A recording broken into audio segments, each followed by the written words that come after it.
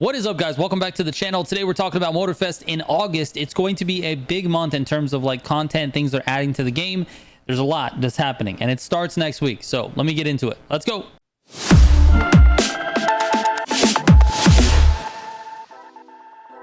All right, real quick before I get into it, let me save you over $200 on your next desk. I recently put together a new secondary setup and I decided to go with the eWin Racing standing desk because it checked pretty much every box I was looking for.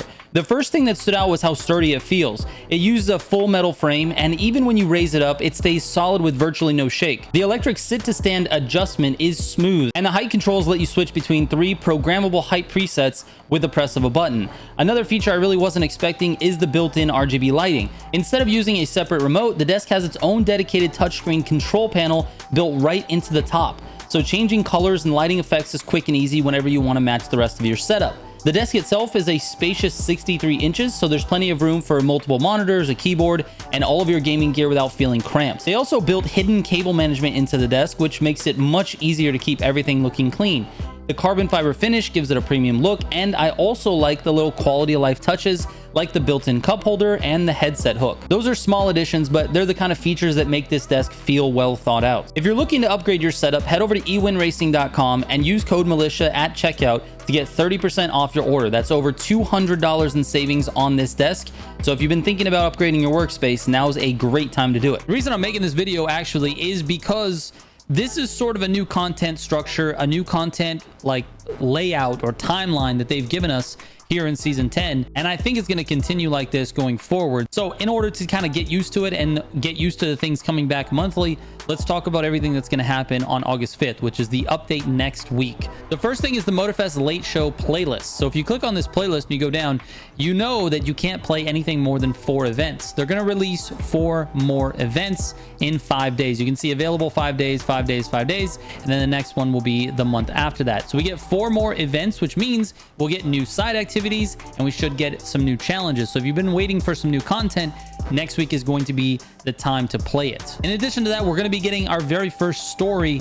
This is something that happened a lot in the Crew 2. It's now getting added into Motorfest. A story, for those of you that don't know, is sort of this like more discovery, sort of find the location type of event type, where you go to a specific spot, you listen to the story, they tell you something else, you have to find this on the map and drive there. It's very loose, you can progress at your own pace, and there's going to be a reward associated with it. So this is basically brand new content that you'll be able to experience alongside a story that goes into Motorfest, in the world of Motorfest. Now let's talk about some new cars. We have new cars that are hitting August 5th. The first is this guy right here, the Mazda RX-8 Lightning Edition. It's currently only in the Summit, and you can play with it in the Summit, but you can't actually use it with your settings, your parts, etc. Now you'll be able to if you get platinum in the Summit this week. This car is being rewarded next week at the end of the Summit, which is going to be like Tuesday night at 11 p.m. CDT. So transfer that into your time zone. But basically, this is the reward this week. And to be honest, for those car collectors, it's nice to kind of get this early. If not, you'll be able to get it, you know, in future seasons in the Prestige shop. In addition to that, we're also getting the 1968 Fiat 500F. This is going to be a car pass car, which means you can only get it if you have the car pass until the next week. So it's hitting August 5th for people with a car pass. The next week you can get it. If you don't have the car pass, you'll just be able to buy it in the shop, but those car pass owners get it for free and they get it a week early. As expected, this is going to be a Street 1 car, so it'd be interesting to see how it lines up with the current meta, because right now we have sort of a balance between the Ferrari 250 GTO, the 911 2.7, and the MX-5. We've got some good balance there, and even some of the other cars that are not quite on that level do pretty well and compete. So if this car sort of takes over, or if it's like insanely good, that would be kind of interesting, especially because it's sort of an older car, a 1968. You know, they don't usually have the best suspension. So we'll see how this goes, but I'm excited. Now, of course, we're going to get the new weekly stuff. We'll have a new Summit for you guys, new Summit rewards. And usually on the first week of the month, we get some sort of new vanity or something like that that's never been seen in Motorfest.